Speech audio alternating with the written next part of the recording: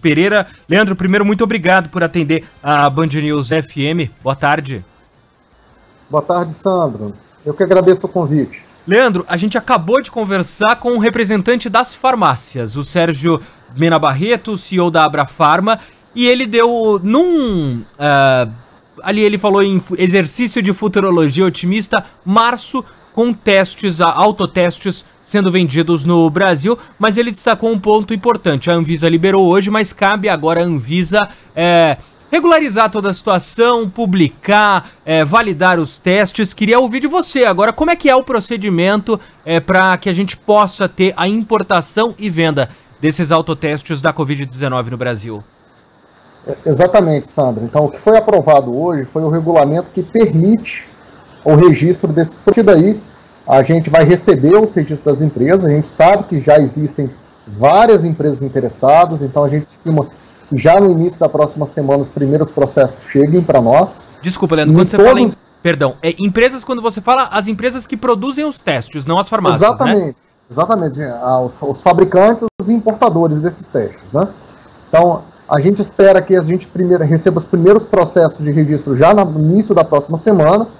Já estamos com uma equipe dedicada para poder tratar esses testes, essa análise em prioridade. Então, isso é prioridade para nós. E o quanto antes a gente vai ter esse... Então, a gente vai tratar isso em prioridade, sim. É claro, né, a gente sempre pensa na celeridade de acesso, mas principalmente na qualidade do acesso também, né? Então, faremos a avaliação rigorosa e necessária para garantir que os produtos que cheguem no mercado sejam seguros e sejam eficazes.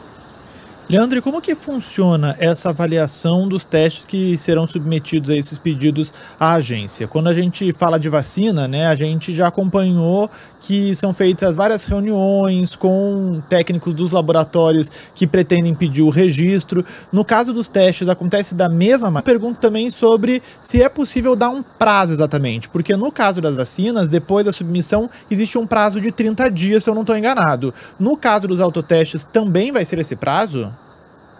Sim, então assim, a gente já está em contato com várias empresas, mesmo antes de ter a norma.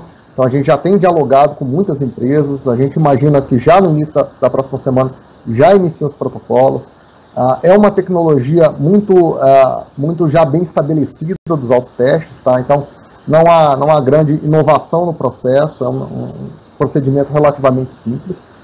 Nós vamos assegurar meio de uso de ensaios junto ao INCQS, que a sensibilidade e a especificidade, ou seja, o resultado que vai ser entregue para o cidadão vai ser um resultado adequado, então vai ter uma avaliação independente por meio do INCQS, e sendo favorável isso, o registro do produto será liberado.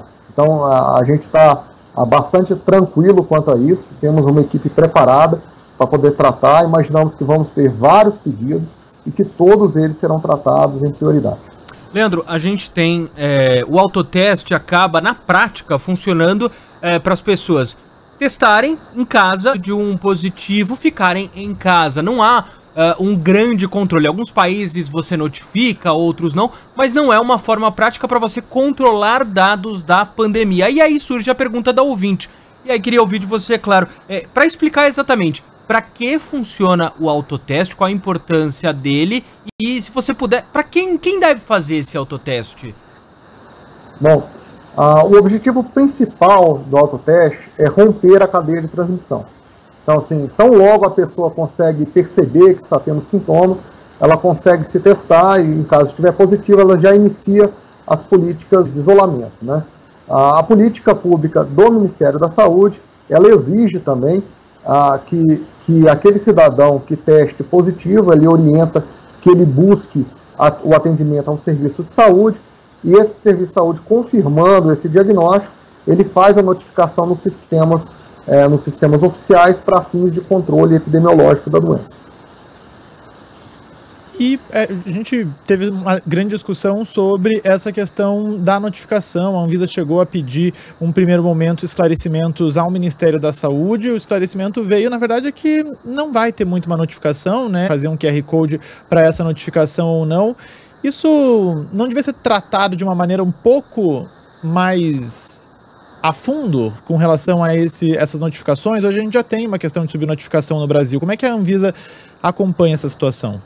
Bom, a Covid é uma doença de notificação compulsória, né? Isso está estabelecido em uma portaria do Ministério.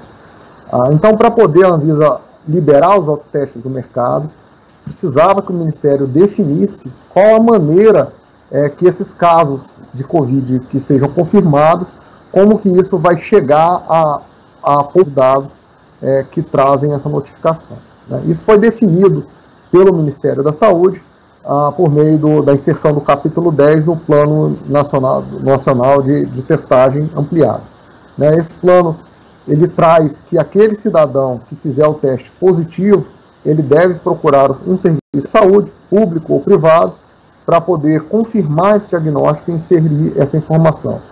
A questão de ter uma base de dados privada e do próprio detentor do registro do produto para poder notificar o que o cidadão encontra, ela é dissociada à notificação da doença. Então é outra questão. Claro que ela tem uma riqueza epidemiológica também importante, mas a gente sabe que o desenvolvimento disso leva tempo, por isso que isso ficou como uma questão opcional, porque a gente precisa ter acesso aos autotestes o quanto antes. Queria agradecer ao gerente-geral de tecnologia de produtos para a saúde da Anvisa, Leandro Rodrigues Pereira. Leandro, mais uma vez, muito obrigado. Bom trabalho para vocês. Se tudo der certo, a gente espera ter mesmo esses autotestes a partir de março à venda. Boa sexta-feira, bom fim de semana, Leandro. Muito obrigado a todos que nos escutam. Faremos o nosso melhor para poder alcançar isso. Obrigado.